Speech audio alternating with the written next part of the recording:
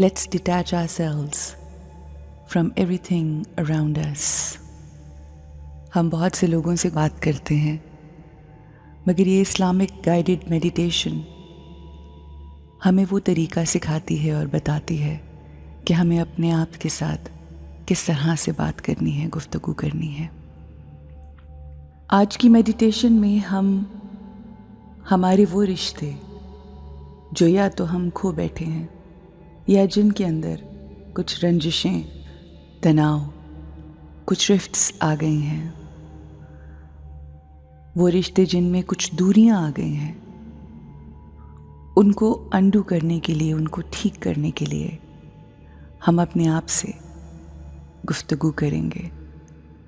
हम ऐसे high vibration words बोलते हुए ऐसे थॉट्स क्रिएट करेंगे जो इवन उन लोगों पे वर्क करेंगे जो हमसे किसी न किसी बात की वजह से, किसी न किसी सिचुएशन और हमारे किसी बिहेवियर की वजह से नाराज़ हैं, या उन्होंने कुछ ऐसा किया कि जिसकी वजह से ये नाराज़गी हमारे दरमियान हुई।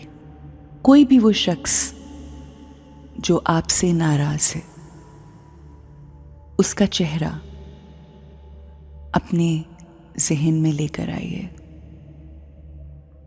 मुस्कुराते हुए उनके चेहरे की तरफ नज़र कीजिए। अपनी आँखों में उनका चेहरा लाइए और अपने आप को बताइए कि मेरा और उस शख्स का जो इस वक्त मेरे माइंड की स्क्रीन पर मुझे दिखाई दे रहा है, बेहतरीन रिश्ता है। हम दोनों एक दूसरे से बेइंतहा मोहब्बत करते हैं। मुझे उसकी हर बात बहुत अच्छी लगती है। वो शख्स मेरी खुशी के लिए अपनी खुशी को पीछे रखता है। हो सकता है वो आपके मुताबिक ना हो, मगर हमने ये सोचना है कि वो एक बेहतरीन शख्स हैं, इंसान हैं। उनको उनकी की गई गलतियों के ऊपर माफ़ करने का अहद करें। अपने दिल से उन तमाम रंजिशों को, उन तमाम तकलीफ़ों को, उन तमाम अल्फाज को जिन्होंने आपको तकलीफ़ पहुंचाई, उनको निकाल कर उनकी अच्छाइयों पर फोकस करें।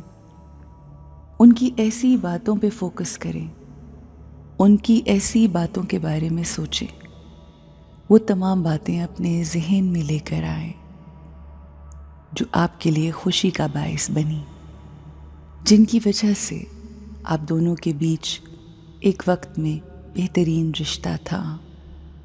जब हम अच्छाइयों पर फोकस करते हैं और वो चीज़ें जो हमें परेशान करती हैं, हमें दुख देती हैं, हमारे दिल में एक दूसरे के लिए नेगेटिव फीलिंग्स क्रिएट करती हैं, जब उन्हें पीछे करके फोकस सारा अच्छाइयों पर होता है तो आपस के रिश्ते बेहतरीन हो जाते हैं।